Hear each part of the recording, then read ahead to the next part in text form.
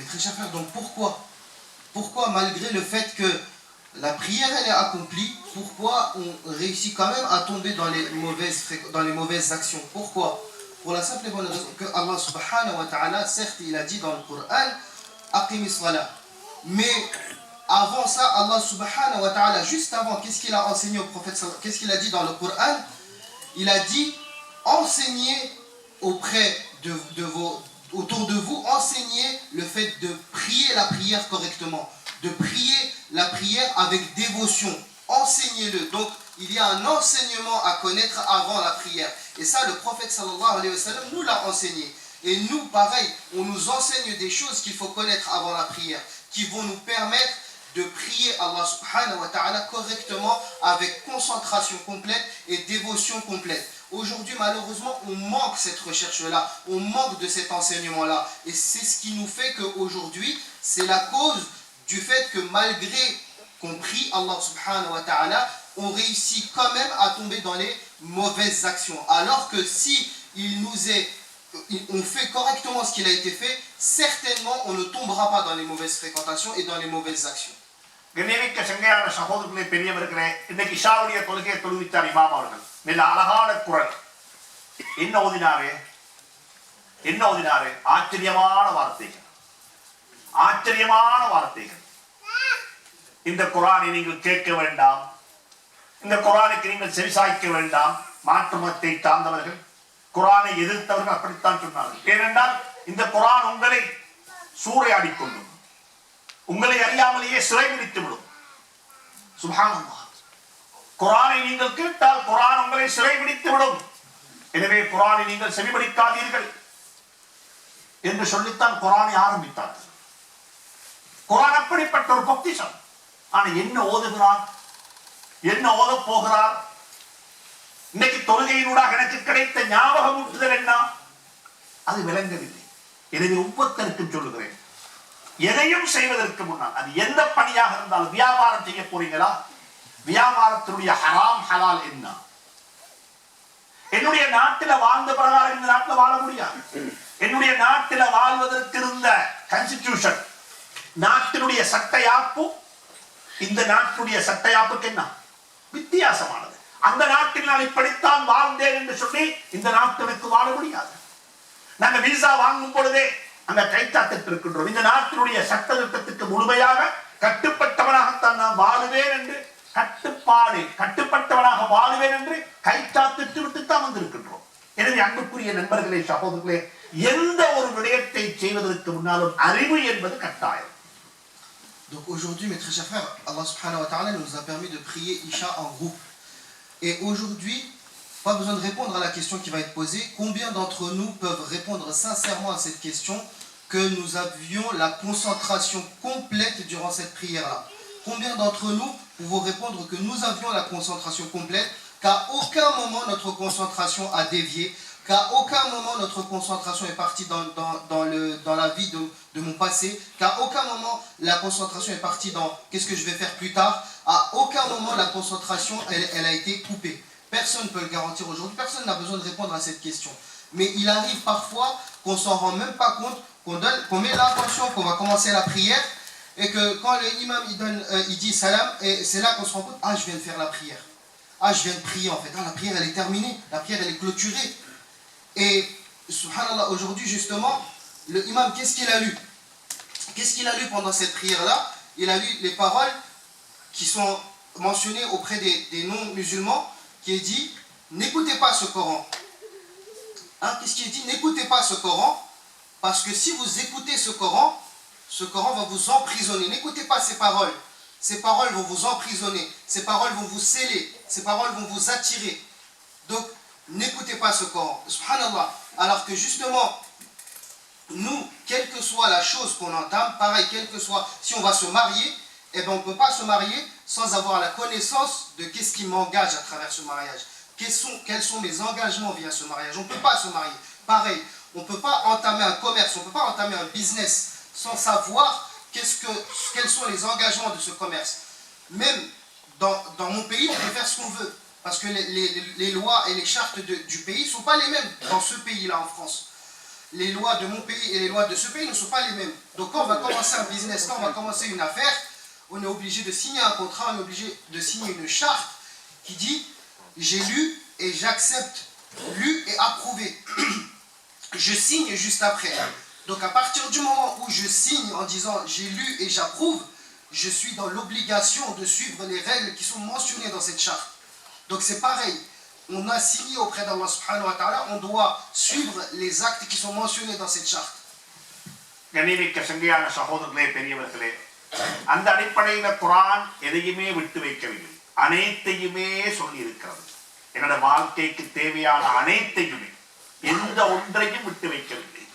நான் எப்படி நல்ல ஒரு கணவனாக இருக்க வேண்டும், என்னை நான் நல்ல ஒரு கணவனாக ஆக்கிக்கொள்ள என்னிடத்தில் எத்தனை வகையான குவாலிட்டிஸ், எத்தனை வகையான பண்புகள், எத்தனை வகையான அகலாக்குகளை நாம் வளர்த்துக் கொள்ள வேண்டும் என்பதையெல்லாம் குர்ஆன் மிக அழகாக சொல்லி தந்திருக்கிறது. எனவே மிக அன்பாக சொல்லுகின்றேன், இங்க இருக்கக்கூடிய தாய்மாருக்கும் சொல்லுகின்றேன், இங்க இருக்கக்கூடிய பெற்றோர்களுக்கும் சொல்லுகின்றேன், திருமணம் முடித்தவர்களுக்கும் சொல்லுகின்றேன், இந்த பண்புகளை வாழ்க்கையில் வளர்த்துக் கொள்வோம். குர்ஆன்ல வருகிறது, ஒரு ப்ரொபோசல் நடக்குது. ப்ரொபோசல் உண்டு. ஒரு பெண்மணி, ஒரு சகோதரி இந்த இடத்துல திரைமறைவில் இருந்து சகோதரி கேட்கணும், உங்களோட கனவு என்ன, உங்களோட கணவன் எப்படி இருக்க வேண்டும், உங்களோட கணவன் எப்படி இருக்க வேண்டும். ஒவ்வொருவருக்கும் ஒரு கனவு இருக்கும், என்ற கணவன் இப்படித்தான் இருக்க வேண்டும். அது பிரச்சனை அல்ல. என்னுடைய கணவன் இப்படி இருக்க வேண்டும், அழகாக இருக்க வேண்டும், இப்படி இருக்க வேண்டும் என்று சொல்லி கல்வி தகவல்களை வைத்து அல்லது இதை வைத்து ஒவ்வொருத்தரும் ஒரு வகையான விடயங்களை எழுதி வைத்திருப்பார்கள். புத்தகத்தில, கிதாபுகள்ல, வரிகள்ல எழுதி வைத்தில்லாவிட்டாலும் அவருடைய மனதுகளுக்குள்ளே எழுதி வைத்திருப்பார், என்னுடைய கணவன் இப்படித்தான் இருக்க வேண்டும். ஆனால் ஒட்டுமொத்தமாக சொல்ல போனால், பொதுப்படையாக சொல்ல போனால், சில விடயங்களை அனைவரும் எதிர்பார்ப்பார்கள். அனைவரும் எதிர்பார்ப்பார்கள். அப்படிப்பட்ட அனைவரும் எதிர்பார்க்கக்கூடிய சில விடயங்களை குர்ஆன் சுட்டிக்காட்டி இருக்கிறது, குர்ஆன் சொல்லி இருக்கிறது. அது ஒன்று தான், மூசா அலைஹிஸ்ஸலாத்து வஸ்ஸலாமுடைய மனைவி தன்னுடைய கணவனை தேர்ந்தெடுத்துக் கொண்டார். நல்லா புரிஞ்சுக்கோங்க, இந்த விடயத்தை புரிந்து கொள்ளுங்கள். ஒரு பெண்மணி தன்னுடைய கணவன் இவராக இருக்க வேண்டும் என்று தெரிவு செய்வது குத்தம் அல்ல. தெரிவு செய்வது குத்தம் அல்ல. இந்த மனைவி, இந்த பெண், இந்த குடும்பத்தை சார்ந்த இன்னாருடைய மகள் என்னுடைய மனைவியாக இருந்தால் எனக்கு நல்லம் என்று சொல்லி ஒருவர் நிச்சயப்படுத்திக் கொள்வது, கனவு காணுவது தவறான கர்மம் அல்ல. ஒரு வாப்பாக்கு கனவு காணலாம், இந்த குடும்பத்தில் நிக்காக செய்து கொண்டால் என்னுடைய குடும்பத்திற்கு அந்த குடும்பத்திற்கு உறவு ஏற்பட்டால் நன்றாக இருக்கும் என்று கனவு காணுவது, முயற்சி செய்வது குத்தமான கர்மம் அல்ல. ஆனால் நீங்க கனவு கண்டதற்காக வேண்டி அவங்க தர வேண்டும் என்பது இல்லை, கட்டாயமும் இல்லை, கட்டாயமும் இல்லை. இதை புரிந்து கொள்ள வேண்டும். அபூபக்கர் சித்திக் ரலியல்லாஹு தஆலா அன்ஹு கனவு கண்டார்கள், ஃபாத்திமா ரலியல்லாஹு தஆலா அன்ஹாவை நிக்காஹ் செய்து கொண்டால் நல்லம் என்று சொல்லி. இந்த காலத்துல வயது வித்தியாசங்களை நிக்காஹ் செய்து கொண்டால் மக்கள் குறையாக பார்ப்பார்கள். ஆனால் அந்த காலத்தில் அப்படி இருக்க இல்லை. ஏண்டா அந்த காலத்தில் உள்ள இந்த காலத்துக்கு அப்ளை ஆக்க முடியாது, இந்தியாவில் இருக்கிற பிரான்ஸ்ல கொண்டு வந்து செயற்படுத்த முடியாது என்பது போல அங்க ஒவ்வொரு ஊர்ல. அப்ப என்னாச்சு, ஸல்லல்லாஹு அலைஹி வஸல்லம் கேட்டாங்க, பத்தி யா ரசூலல்லாஹ், உங்களோட ஃபாத்திமாவை நான் தான் நிக்காஹ் செய்து கொள்ள விரும்புகிறேன். ஸல்லல்லாஹு அலைஹி வஸல்லம் நிராகரித்து விட்டார். இல்ல, அதற்கு தர முடியாது. தர முடியாது என்பதன் காரணமாக கோச்சிக்கொள்ளவும் இல்லை. என்னப்பா இவ்வளவு நெருக்கமாக இருந்து, இவ்வளவு அன்பாக இருந்து, யாருமே துணை போகாத சந்தர்ப்பத்தில் நான் துணை போய், நான் அந்த குகைக்குள்ள தனியே என்னுடைய உயிரையே பணியம் வைத்துக் கொண்டு நான் இவரை கடகாத்துக் கொண்டிருந்தேன். அப்படிப்பட்ட ஒருவர் இல்லையா நான் இருந்தும் பொன் கேட்டனுக்கு பொன் தரவில்லையே என்று யார் கோச்சிக்கொள்ள? அது கோச்சிக்கொள்ள. இதை விளங்கணும். நாங்க முதலாவது நாம கேட்கிடத்தில் எங்களுக்கு தராவிட்டால் எங்கள் அவமதித்து விட்டார்கள் என்பது அடையாளம் அல்ல. இந்த common understanding எங்களுக்கு முதலாவது தேவை. Donc mes très chers frères, tout d'abord, lorsque on va voir une proposition, pareil, il y a des manières de voir ces propositions-là, d'étudier une proposition.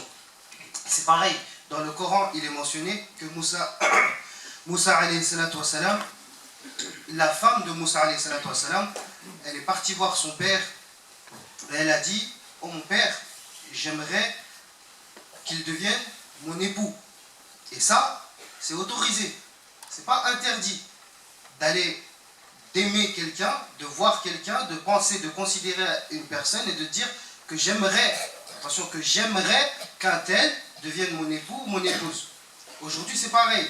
Si on va voir du côté des femmes qui ont une barrière entre nous et qu'on leur demande, qu'on leur donne la parole et qu'on leur dit, dites-moi mesdames, comment vous aimeriez que votre futur époux soit, elles vont nous donner une réponse. Tout un chacun a forcément noté quelque part, a pris des notes pour savoir que mon futur homme ou ma future femme devra avoir toutes ces qualités-là. Certes, il y a des qualités communes, mais forcément au fin fond de son cœur, même si elle ne l'a pas écrit, la personne va dire, moi j'aimerais qu'il soit de telle taille, ou moi j'aimerais qu'il soit comme ci, comme ça, ou j'aimerais qu'il soit de telle famille. Ben, c'est pareil, une personne qui souhaite que, moi j'aimerais bien épouser telle femme qui vient de telle famille, qui vient de telle famille, qui vient de telle contrée, qui vient de tel pays. C'est autorisé dans l'islam. Par contre, ce qui n'est pas autorisé et ce qui n'est pas bien d'attendre, c'est d'attendre que cette proposition vienne à moi ou d'attendre que cette personne accepte cette proposition. Cette personne a tout à fait le droit de refuser cette proposition-là. Et c'est pareil. Abu Bakr Siddiq, radiyallahu anhu, qu'est-ce qu'il a fait? C'est qui Abu Bakr Siddiq, radiyallahu anhu? C'est celui qui est proche du prophète sallallahu alayhi wa sallam. C'est celui qui était avec lui dans la grotte de Hira lorsqu'il y a eu de tels événements. Mais lui, lorsqu'il est parti voir le prophète sallallahu alayhi wa sallam et il a voulu demander la main de Fatima radiyallahu anha, le prophète sallallahu alayhi wa sallam, il a refusé sa main. Et quel était le comportement d'Abu Bakr Siddiq radiyallahu anhu? Est-ce qu'il s'est énervé? Est-ce qu'il s'est fâché? Est-ce qu'il s'est vexé? Est-ce qu'il s'est emporté contre le prophète sallallahu alayhi wa sallam? Pareil, aujourd'hui, il y a des traditions qui ne peuvent être appliquées aujourd'hui, ici en France. Pareil, les traditions qui sont appliquées en Inde, elles ne peuvent pas être appliquées en France. Les traditions qui sont appliquées en France, elles ne peuvent pas être appliquées en Inde. Ben c'est pareil, à l'époque, il y avait des traditions qui pouvaient permettre une différence d'âge, un écart d'âge très élevé. Mais aujourd'hui, ça ne peut pas se faire. Mais donc, pour revenir au sujet, Abu Bakr Siddiq ne s'est pas emporté. Moi qui ai soutenu à tant de moments le prophète Mohammed sallallahu alayhi wa sallam, moi qui étais là auprès de lui, moi, Abu Bakr Siddiq, il ne s'est pas fâché de cette manière-là. Il ne l'a pas mal pris, il ne s'est pas emporté. Et ça, c'est les bons comportements que le prophète sallallahu alayhi wa sallam nous a enseignés à travers son refus, et le bon comportement qu'Abu Bakr Siddiq nous a enseigné à travers le fait de ne pas s'être emporté face à un refus. Et ça, ce sont les bons comportements aujourd'hui dont nous manquons. Et nous devons acquérir ces bons comportements-là, ces exemples-là, nous devons les accomplir dans notre quotidien. எனவே அன்புக்குரிய நண்பர்களே, சகோதரர்களே, ஒரு நிக்காக செய்ய இருக்கின்ற, திருமணம் முடிக்க இருக்கின்ற ஒரு புள்ள, ஒரு வாலிபர் ஒரு பொம்பளை பிள்ளைய பார்த்து, ஒரு குடும்பத்து பிள்ளைய பார்த்து மனதால விரும்புறது குத்தமான கர்மம் அல்ல. ஒரு நல்ல குடும்பத்தை சார்ந்த ஒரு பொம்பளை பிள்ளை, ஒரு சகோதரி, நல்ல ஒரு ஹன்சமான, நல்ல ஒரு ஸ்மார்ட்டான, நல்ல குணம் நிறைந்த ஒரு வாலிபனை பார்த்து விரும்புறது, எனக்கு இந்த வரை நிக்காக செய்து கொண்டால் நல்லவென்று விரும்புவது குத்தமான கர்மம் அல்ல. ஆனால் அதனை அடைந்து கொள்வதற்காக வேண்டி எடுக்கப்படக்கூடிய முயற்சிகள்ல தான் இருக்குது தவறுகளும் நலவுகளும் இருக்கிறது. Donc mes très chers frères, aujourd'hui, qu'il s'agisse d'une sœur qui souhaite épouser un homme en ayant aperçu quelque part, en l'ayant vu quelque part, en ayant vu un bel homme, en se disant que j'aimerais bien que cet individu-là devienne mon époux, j'aimerais bien me marier avec cette personne-là, j'aimerais bien fonder ma famille avec cette personne-là, c'est autorisé dans l'islam d'avoir une telle intention noble. Pareil, un homme qui se dit que moi j'aimerais bien avoir cette personne-là comme épouse, j'aimerais bien qu'elle devienne ma femme, j'aimerais bien épouser telle personne-là, avoir cette intention-là, est permis dans l'islam. Par contre, ce qui n'est pas permis et ce qui est discutable, c'est comment j'emploie les moyens pour y parvenir. Ça, c'est discutable et ça, ce n'est pas permis. Est-ce que je vais entamer des processus qui vont faire en sorte que je dépasse les limites du licite, je dépasse les limites de l'autorisé? Et ça, c'est ça qu'on va discuter, c'est ça qu'on va voir, qu'est-ce qui est licite et qui n'est pas licite. மூசா அலைஹிஸ்ஸலாத்து வஸ்ஸலாம் அவர்கள் மிஸ்ர் நாட்டிலிருந்து ஒரு பரதேசியாக ஒரு migration செஞ்சு கொண்டு வந்திருக்கிறாங்க மதியன் என்ற ஊருக்கு. நீங்கெல்லாம் இந்தியாவிலிருந்து, இலங்கையிலிருந்து, பாகிஸ்தானிலிருந்து, ஆப்பிரிக்காவிலிருந்து நீங்க மைக்ரேஷன் ஆகிக்கொண்டு பிரான்சுக்கு வந்திருப்பது போல மூசா அலைஹிஸ்ஸலாத்து வஸ்ஸலாம் அவர்கள் ஒரு கட்டாயப்படுத்தப்பட்ட நிலையில மிஸ்ர் நாட்டிலிருந்து மதியனுக்கு வந்து விட்டார்கள். மதியனுக்கு வந்த சந்தர்ப்பத்தில் நிக்காஹ் செய்திருக்க இல்லை. ஒரு வாலிபராகத்தான் இருந்தார். ஒரு ஸ்மார்ட்டான, ஒரு ஹன்சமுடைய அழகான ஒரு வாலிபராக இருந்தார். அந்த வாலிபர் அங்க வந்த சந்தர்ப்பத்தில் துஆவும் கேட்டாரு. ரப்பி இன்னி லிமா அன்ஸல்த இலைய மின் கைரின் ஃபகீர். இது நிக்காஹ் செய்ய இருக்கின்றவர்கள் ஓத வேண்டிய துஆ என்று சொல்லி சில உலமாக்கள் இருக்கிறார்கள். நிக்காஹுக்காக வேண்டி, திருமணத்துக்காக வேண்டி காத்திருக்கக்கூடியவர்கள், நல்ல ஒரு குடும்பம் கிடைக்க வேண்டும், நல்ல ஒரு மனைவி கிடைக்க வேண்டும் என்று அதாவது கனவு கண்டு கொண்டிருக்கக்கூடியவர்கள் இந்த துஆவை கேட்கலாம், ஓதலாம். ரப்பி இன்னி லிமா அன்ஸல்த இலைய மின் கைரின் ஃபகீர். யா அல்லாஹ், எனக்கென்று சொல்லி நீ இறக்கி வைத்திருக்கக்கூடிய அந்த நலவின் பக்கமாக நான் தேவையுள்ளவனாக இருக்கின்றேன். எவ்வளவு அழகான துஆ. அந்த நலவு அது கணவனாக இருந்தாலும் நலவாக இருக்க வேண்டும், மனைவியாக இருந்தாலும் நலவாக இருக்க வேண்டும். எந்த நலவை எனக்காக வேண்டி நீ இறக்கி வைத்திருக்கிறாயோ அந்த நலவின் பக்கமாக தேவையுள்ளவனாக இருக்கிறேன் என்று மூசா அலைஹிஸ்ஸலாம் துஆ கேட்டார்கள். Prenons l'exemple de Moussa alayhi salatu wassalam qu'il a émigré d'Égypte à Madian. Il était dans une situation où il était obligé d'émigrer d'Égypte à Madian. Tout comme nous, nos parents, nos aînés, nos prédécesseurs ont émigré vers la France, bah c'est pareil, que de l'Inde vers la France, de l'Afrique vers la France, ou de n'importe quel continent vers la France, nous avons émigré. Moussa alayhi salatu wassalam a émigré d'Égypte à Madian. Et quand il a émigré, il est arrivé à Madian, c'était un beau jeune homme, un bel homme, un jeune qui était grand et fort et qui était jeune à son arrivée, mais qui n'était pas marié, qui ne s'est pas marié sur place. Mais par contre, il a demandé à Allah subhanahu wa ta'ala, il a fait dua, il a invoqué Allah subhanahu wa ta'ala, il a demandé, oh Allah, quelle que soit la bonne chose que tu m'aies réservée, fais en sorte que je l'acquière. Quelle que soit la bonne chose que tu m'aies réservée, permets-moi de l'acquérir. Et ça, les personnes qui vont se marier, les personnes qui cherchent une épouse, ou les femmes qui cherchent un époux et les hommes qui cherchent une épouse, il est fortement recommandé par les savants de lire cette dua que Mufti Sabi l'a lu. கண்ணியமிக்க சங்கையான சகோதரர்களே, பெரியவர்களே, அந்த பெண்மணி மூசா அலைஹிஸ்ஸலாத்து வஸ்ஸலாம் மதியனுக்கு வந்து விட்டார்கள். ரெண்டு சகோதரிகள் ஒரு வேலைக்காக வேண்டி அவங்க வேலைக்கு போயிருக்கிறாங்க. இப்ப பெண்கள் வேலைக்கு போறது என்று சொல்லி நாங்கள் அதையும் பேச வேண்டும். பெண்கள் வேலைக்கு, ரெண்டு பெண்கள் வேலைக்கு வந்திருக்கிறாங்க. வாப்ப நோயாளி, வீட்டுல யாரும் இல்லை, ஆண்கள் துணைக்கு யாரும் இல்லை, வயிற்றை நிறைத்துக் கொள்ள வேண்டும். பசி வந்தால் அதற்கு பிச்சை வாங்குவதை விடவும் உழைத்து வாழ்வது நல்லவென்பதுதான் இஸ்லாமிய கோட்பாடு.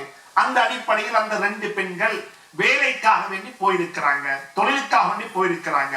அந்த ரெண்டு பெண்களையும் மூசா அலைஹிஸ்ஸலாம் சந்தித்து ஆச்சரியப்பட்டார்கள். என்ன நீங்க இங்க வேலைக்கு வந்திருக்கிறீங்க? பெண்கள் இப்படி வேலைக்கு வர வேண்டிய தேவையில்லைதானே? வீட்டில் ஆண்கள் இருக்கும் பொழுது ஏன் பெண்கள் வேலையை செய்ய வேண்டும் என்று சொல்லி ஆச்சரியப்பட்டு கேட்டாங்க. ஹாலமா ஹத்முகுமா, மா ஹாலுக்குமான்னு கேட்க இல்லை. மா ஹாலுக்குமாண்டா உங்களோட செய்தி என்ன, சோமா இருக்கிறீங்களான்னு கேட்கிறது. மா ஹத்முகுமான்னு சொன்னா திடுக்கிட்டு கேட்டார்கள், ஆச்சரியப்பட்டு கேட்டார்கள். என்ன நீங்க ரெண்டு பேரும் இந்த வேலைக்கு இங்க வந்திருக்கிறீங்கன்னு கேட்ட சந்தர்ப்பத்தில் அந்த ரெண்டு பெண்களும் சொன்ன வார்த்தை, ஃபஅபூனா ஷேகுன் கபீர், நாங்க ரெண்டு பேரும் இங்க வந்த காரணம் என்னவென்று சொன்னால், எங்களோட வீட்டுல ஆண்கள் யாரும் இல்ல, எங்களோட மாப்ப ஒரு நோயாளி வயதாளியாக இருக்கிறார், அவருக்கு இந்த தொழிலை செய்து கொள்ள முடியாது, வயிற்று பிழைப்புக்காக வேண்டி வந்திருக்கிறோம் என்று சொல்லி தன்னுடைய நிலைப்பாட்டை அந்த ரெண்டு பெண்களும் முன்வைத்தார்கள். Et lorsque Moussa alayhi salatu wassalam, il était à un endroit, il y a deux femmes qui sont venues à leur lieu de travail. Donc aujourd'hui, beaucoup de personnes discutent sur le fait que est-ce que les femmes peuvent aller au travail, et c'est une chose discutable, on va discuter sur ce point-là également. Mais l'islam nous enseigne le fait que si une situation délicate, nous faisons face à une situation délicate, il est préférable d'aller travailler que de mendier. L'islam nous enseigne cela. Et donc, c'est pareil, les deux femmes qui sont venues, leur père était très âgé et très malade à la maison. Il n'était pas en mesure d'aller au lieu du travail. Et donc Moussa, lorsqu'il a croisé ces deux dames, il leur a posé la question de manière stupéfaite, de manière très très étonnée. Il leur a interrogé sur le fait de leur présence ici. Qu'est-ce que vous faites là? Et il lui a dit, pourquoi deux femmes doivent venir sur le lieu du travail? Et c'est là qu'elles ont répondu que notre père se fait âgé, il est très malade et il n'y a point d'autres hommes chez nous. Donc d'où la raison de notre présence sur le lieu du travail. மூசா அலைஹிஸ்ஸலாம் விஷயத்தை கேட்டு விளங்கிக் கொண்டார், பிரச்சனையை விளங்கிக் கொண்டார்கள். தயவு செஞ்சு சொல்லுகிறேன், பிரச்சனைகளை நீங்க கண்டால் அந்த பிரச்சனைகளுக்கு தீர்வு நீங்க கொடுக்கணும். பிரச்சனையை கேட்டு மட்டும் போகக்கூடாது. பள்ளிவாசலுக்கு வந்தோம், சவுண்ட் சிஸ்டம் சரியில்லை, இது பழைய சிஸ்டம்னு சொன்னாங்க, அப்படியான்னு கேட்டு போயிடவானோம். அதுக்கு தேவையான ஏற்பாடு செஞ்சுட்டு போகும். ஏன் பள்ளியில தண்ணி கூடாத்தான் வருது, சூடா வருது இந்த விண்டர்ல, இல்ல ஹீட்டர் வாங்கி பழசா விட்டுது, மிச்சனாலா விட்டுது, அப்படியான்னு போகவானோம். நீங்க பிரச்சனையை கண்டு கொண்டிருக்கிறா, பிரச்சனைக்கு என்ன சொல்லணும்? சொல்யூஷன் கொடுக்கணும். சமூகம் இருக்கிறதே பிரச்சனையை பேசுறதுக்கு ஏராளம் இருக்கிறாங்க மக்கள், தீர்வு சொல்ல யாருமே இல்லை. யாருக்கு தீர்வு சொல்ல முடியாதோ அவர்கள் பிரச்சனைகளை பற்றி பேசுவதை கூடாது. பிரச்சனை பேச தெரியல. எங்கட பள்ளியில் என்ன பிரச்சனை எல்லாருக்கும் தெரியும். ஆனா பிரச்சனையை பேசக்கூடியவர்கள் அதற்குரிய சொல்யூஷனையும் எடுத்துக்கொண்டே வந்து சேர வேண்டும். மூசா அலைஹிஸ்ஸலாம் கேட்டாங்க, மா ஹத்முக்கும், அவர் ரெண்டு பேருடைய வேலை தேவைன்னா இங்க வந்து இருக்கிறீங்க. அப்ப சொன்னாங்க, பிரச்சனையை சொன்னாங்க, எங்க வாப்பா வயசாளி. அப்படியா? அப்ப உடனே மூசா அலைஹிஸ்ஸலாம் சொன்னாங்க, நீங்க ரெண்டு பேரும் ஓரமாகுங்க, நான் உங்களுடைய கால்நடைகளுக்கு தண்ணீர் புகட்டுகிறேன். சுப்ஹானல்லாஹ். மூசா அலைஹிஸ்ஸலாம் தெரியாத ஒரு பரதேசி, எங்கோ இருந்து வந்திருக்கிறார், இந்த ஊரை சேர்ந்தவரும் அல்ல. உடனே மூசா அலைஹிஸ்ஸலாம் அந்த ரெண்டு பெண்களுக்கு தண்ணீர் புகட்டி, ரெண்டு பெண்களுடைய கால்நடைகளுக்கு தண்ணீரை புகட்டி அவசரமாக போய்விடுங்கள் என்று சொல்லி வழி அனுப்பி வைத்து விட்டார்கள். இந்த இடத்துல ஒரு விஷயத்தை சொல்லித்தார்கள், தொழுது விட்டும் துஆ கேட்கலாம், நோம்பு திறந்து விட்டும் துஆ கேட்கலாம், ஹஜ் செய்து விட்டும் துஆ கேட்கலாம். இந்த எல்லா துஆக்களை விடவும் பவர்ஃபுல்லான துஆ என்ன தெரியுமா? ஒரு மனிதனுக்கு உதவி செய்து விட்டு கேட்கக்கூடிய துஆ. ஒரு மனிதனுக்கு உதவி செய்து, ஒருவருடைய கண்ணீரை துடைத்து விட்டு, ஒருவருடைய வயிற்றை நிறைத்து விட்டு, ஒருவருக்கு ஒரு ஆறுதல் வார்த்தையை சொல்லிவிட்டு, ஒரு அனாதையுடைய தலையை தடாவி விட்டு கேட்கக்கூடிய துஆ அல்லாஹ்விடத்தில் முஸ்தஜாபு துஆ உள்ளது. மூசா அலைஹிஸ்ஸலாம் அந்த ரெண்டு பெண்களுக்கும் தண்ணீர் புகட்டினார்கள். அந்த ரெண்டு பேரும் போயிட்டாங்க, கரைத்து விட்டார்கள், கால்நடைகளுக்கு தண்ணீர் புகட்டி கரைத்து விட்டார்கள். சும்ம தவல்லா இலா ظில்லி, ஒரு மரத்துடைய நிழலின் பக்கமாக போய் சாய்ந்து கொண்டு கையேந்தி துஆ கேட்டார்கள். ரப்பி இன்னி லிமா அன்ஸல்த இலைய மின் கைரின் ஃபகீர், யா அல்லாஹ், எனக்காக வேண்டி நீ இறக்கி வைத்திருக்கக்கூடிய, நான் நிக்காஹ் செய்தில்லை, திருமணம் முடித்தில்ல, நான் ஒரு பரதேசி வாலிபன், எனக்கு யாருதான் பொன் கொடுப்பார்கள் என்றெல்லாம் மனதில் வைத்துக் கொண்டு மூசா அலைஹிஸ்ஸலாம் சொல்றாங்க, யா அல்லாஹ், எனக்காக வேண்டி இறக்கி வைத்திருக்கக்கூடிய அந்த நலவின் பக்கமாக தேவையுள்ளவனாக இருக்கிறேன் என்று கையை கீழே போட இல்லை. போன ரெண்டு பெண்கள், ஒரு பெண் திரும்பி வா, எங்களை வாப்பா உங்களை வர சொன்னாருன்னு சொல்லி. Mes très chers frères, sachez une chose, que dès que Moussa alayhi salatu wassalam, il a posé la question auprès de ces dames, il s'en est pas parti s'occuper de ses affaires. Il n'a pas dit, ah d'accord, très bien, au revoir. Non, Moussa alayhi salatu wassalam, il a écouté le problème et il a trouvé une solution et il a remédié au problème. Aujourd'hui, malheureusement, de nombreuses personnes viennent dans le but d'écouter seulement les problèmes et de dire, ah d'accord, très bien, au revoir. Non, aujourd'hui, si vous êtes en mesure d'écouter un problème, c'est que vous êtes en mesure d'y remédier, d'y trouver la solution, d'accomplir et de remédier au problème et de trouver la solution au problème. Aujourd'hui, malheureusement, de nos jours, on vient, on dit, il n'y a pas de lumière, il n'y a pas de son, pourquoi ça ne marche pas? Ah, ben c'est comme ça, c'est ancien, au revoir. Pourquoi il n'y a pas d'eau chaude alors qu'on est en hiver? Ah, ben il n'y a pas d'eau chaude, la pompe à chaleur elle est ancienne, elle est obsolète, donc elle ne fonctionne plus. Ah, ok, au revoir. Aujourd'hui, si vous êtes en mesure de ramener un problème, vous devez également être en capacité d'y remédier. Ça, c'est un enseignement très important. Et c'est pareil Moussa alayhi salatu wa salam, le prophète Moussa alayhi salatu wa salam, il a écouté le problème, il leur a dit très bien, mettez-vous sur le côté, mettez-vous à l'écart. Elles étaient venues s'abreuver, prendre de l'eau, donc il leur a dit mettez-vous à l'écart, il leur a donné de l'eau, Moussa alayhi salatu wa salam, il a donné de l'eau aux dames, et elles s'en sont allées, elles sont parties. Et aujourd'hui, sachez une chose, que on peut faire une invocation auprès d'Allah subhanahu wa ta'ala après la prière, on peut faire une invocation auprès d'Allah subhanahu wa ta'ala après le jeûne, on peut faire une invocation auprès d'Allah subhanahu wa ta'ala après le pèlerinage, mais sachez une chose, la meilleure des invocations, qui fait partie des invocations mustajab, des doigts acceptés auprès d'Allah subhanahu wa ta'ala, sont les invocations qu'on fait lorsqu'on soulage son prochain, lorsqu'on vient en aide à quelqu'un qui était dans le besoin, lorsqu'on sèche les larmes d'une personne, lorsque l'on caresse la tête d'un orphelin, lorsqu'on remplit le ventre de quelqu'un qui était dans la nécessité, qui était dans la famine ou dans la pauvreté. Ces doigts à ce moment-là sont acceptés. Et il en est de même, Moussa alayhi salatu wa salam, elles s'en sont allées, les dames, qu'il était fatigué d'avoir fait ce service, qu'il s'est assoupi sur un arbre et qu'il a demandé auprès d'Allah subhanahu wa ta'ala, oh Allah, moi qui suis étranger, qui suis seul ici, oh Allah, permets-moi, je suis dans le besoin, permets-moi d'obtenir, d'acquérir le bien que tu m'as destiné.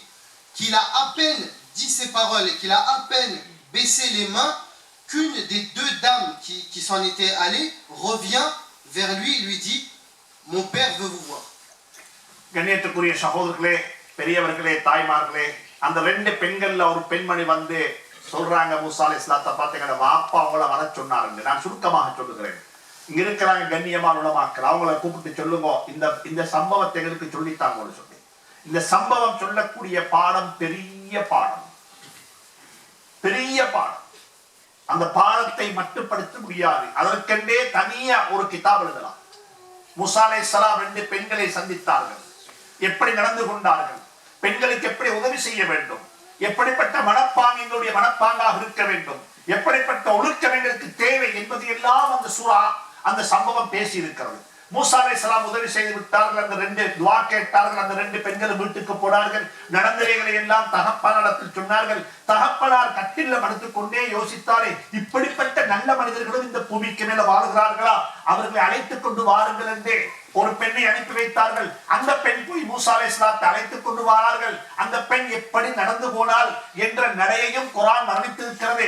அந்த பெண் நடந்து போய் வஜாஅத் இஹ்தாஹுமா தம்ஷி அலா இஸ்திஹ்யாஇன், வெட்கநடை போட்டவளாக வந்து என்ற வாப்பா உங்களை வர சொன்னார் என்று சொன்ன சந்தர்ப்பத்தில் மூசா அலைஹிஸ்ஸலாம் நடந்து போறார்கள். அங்க போனதற்கு பிறகு அந்த வயோதிபர் கட்டில படுத்துக் கொண்டே கேட்டாரு, உங்களுடைய செய்தி என்ன?